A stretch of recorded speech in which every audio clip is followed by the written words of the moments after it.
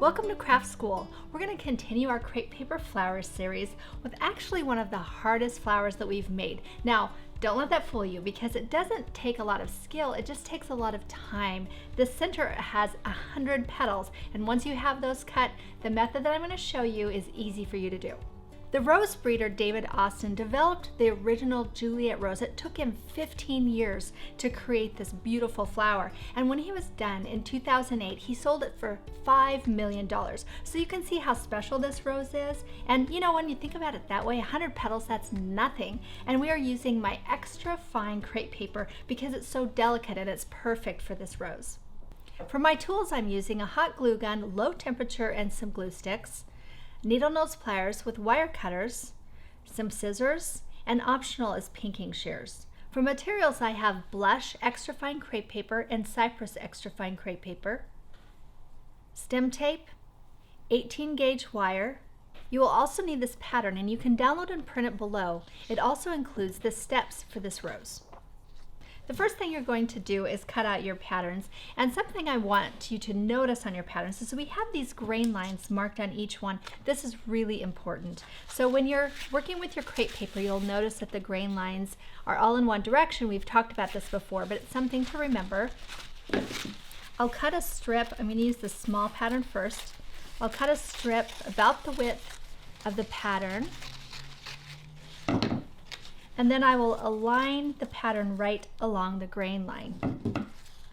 The nice thing about cutting this extra fine crepe paper is you can stack it and do multiple cuts at once. I like to do between 4 and 6 in my stack. There's 4, let's go ahead and do 6. That makes things go a lot faster, especially when you have 100 petals to cut out. So there we are. My grain line's going the right direction, and then you just cut around your pattern. I've cut out 100 of the small petals and 18 of the larger ones. And now I've cut this rectangle shape. The thing I like to do with the stamen of the flower is if you use pinking shears, you don't have a blunt edge. You have more of a pointed edge, which always looks prettier. And I'll take my regular scissors and cut little tiny eyelashes, or the stamen, the center of the flower, just like this. So I've cut out 2 of these large leaves, 5 of these, which actually go on the back of the rose once you're finished, and then here's my other leaf. And I'm going to show you the trick that I use for cutting these leaves. You'll notice that the grain line is a little bit at an angle, and this is the center of the leaf. I'll place that onto my paper. I just have one layer here, and cut that side of it. It's usually about a 45-degree angle anyway. And then I'm going to turn that around so that I have 2 layers that go the same direction and cut the leaf out. And I'll show you why we do it this way. So when you glue these together, you'll open it up and put them line to line, and that gives almost a natural leaf shape. With the grain of the crepe paper actually makes it look more like a realistic leaf. The next step is to take all 100 of these small petals and shape them into a cup form, and we'll do that by using the thumbs and stretching the center very, very gently. Now, you don't want to stretch around the edge because if you do, it will flatten, you won't get the cup form, and you'll want to stretch it all the way in the center. Something like that. The next step is to take 5 petals at a time and glue them together. You'll want your grain to go up and down, and you'll put the bead of glue right along the grain of the paper. So we'll glue them in stacks of 5, and then we'll keep combining until we have the full center of the flower. I finished my sets of 5, and I have 20. I've combined them into piles of 5 each, and we're going to take the same side of the glue, add a little bit of glue along the grain line, and put the second set of 5 on top, but you want to stagger it to the left because you want this to eventually rotate all the way around. Make sure you get the glued side onto the glued side because you don't want those to be closed up. So there's my set of 5, and you can see how that staggers over to the left. The 4 sets are done, so we'll continue doing the same thing until we have a full circle. So I'll stagger the second set, and as you can see, it starts to curl around. The third,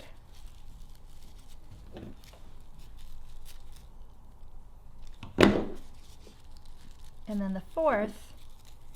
Then I'll go back in here, add a line of glue, and close it up. And that is 100 petals.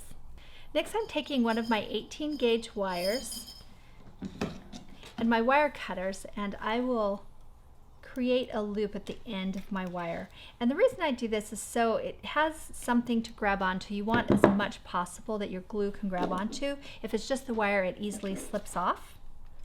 I'm going to add some glue to the tip and then take this piece, the one that we cut into these little tiny eyelashes, add some glue right along the edge, and then roll it around the wire. So I'll take my petals, slide that right onto the wire. I'm going to add a lot of glue, a lot of hot glue. Try not to spill it. And then gently pull that right into the center. And I'll crush it with my fingers at the base and let it cool. Once that's cool, I'll turn it over and fill this up with glue because you really want this to stay. That will take a few minutes to cool. So now I have my 18 larger petals, and I'll do the same thing as I did on the smaller petals, where I'll stretch it as far as it will go, but leave about a ½ an inch around the edge because you want it to cup as much as possible. Sometimes this takes just a little bit of practice to know how much to stretch and how to not get cross lines when you stretch too quickly, but it's a lot of fun. The way that I assemble these smaller leaves is to add just a bead of glue onto one edge. You have to be very gentle and quick because you don't want that to cool, and then place the other overlapping very slightly. And once that's cool, you can give it a little bit of shape if you want to by stretching it out. If you want to add leaves onto the stem, this works great if you have a one stem in a vase. But if you want to make a bouquet, you may not want to put your leaves on the stem because they'll be hidden and then they're sort of useless. So one of the techniques that I like to do is take an 18 gauge wire and put a little glue just on the end, place it onto the wire, and then take another leaf and cross it on the back. Once these are glued together, you can put stem tape down and you have a finished branch, and then add those into your bouquet.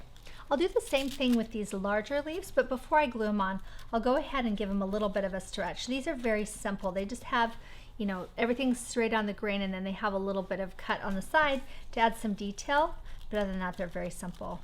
I know my glue is cool when it's opaque and not quite as clear, and when that's done, I'm going to ruffle up the inside of this. I want it to be a little bit more natural looking and less precise, so I'll just take my hand and sort of crush a bit, maybe pinch it with my fingers. Not, you don't want to fold pinch it. And then I'll just kind of bring my fingers in here as if I'm ruffling up a child's hair.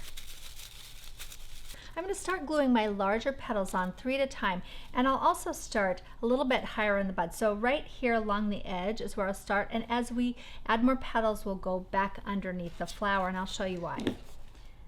So I'll place a line of glue, and I'm going to do that across my grain. Place the petal right on the edge, and you'll want to make sure it's really smooth as it works around the center petals because you want it to almost wrap around. So 3 at a time to cover all the way around the rose, and this gives it a really nice rotation. Here's my second one. I overlap a bit, but want to get it around the second third of the flower, and see how that's wrapping around the center. Now I'll continue in sets of 3 and slowly bring the petals back underneath. So the next step is to put the sepal pieces on the back of the rose, and I'm going to start by just stretching the center to give them a little bit of a shape. But before we add those onto the rose, I'll take my floral tape and I'm going to build up a hip on the back of the rose by wrapping the tape around and around until you think it's big enough, and that will actually give a bit more of a natural look to the rose. Once I've built up my hip with the floral tape, I'm going to take my sepal and add a bit of glue and place those right onto the back of the petals so they go up the stem, because we're going to want to tape over those tips once we're done. I like adding a little bit of glue because it's easier to keep things in place when I tape it. And now I'll finish this off with some floral tape down the stem. I'm going to bend the heads of the leaves back just a little bit so that I can tuck them right underneath my rose. So this Juliet rose is a little bit more in bloom where the petals are open, and this one is closed. You can do this effect by just adding a little bit of glue inside your petals and closing those up to hold them in place. Either way, these are just gorgeous. So remember, when you make your Juliet roses or any other crepe paper flower, to show us by hashtagging Crepe Paper Revival so we can have a look too. And we will see you for the next craft school.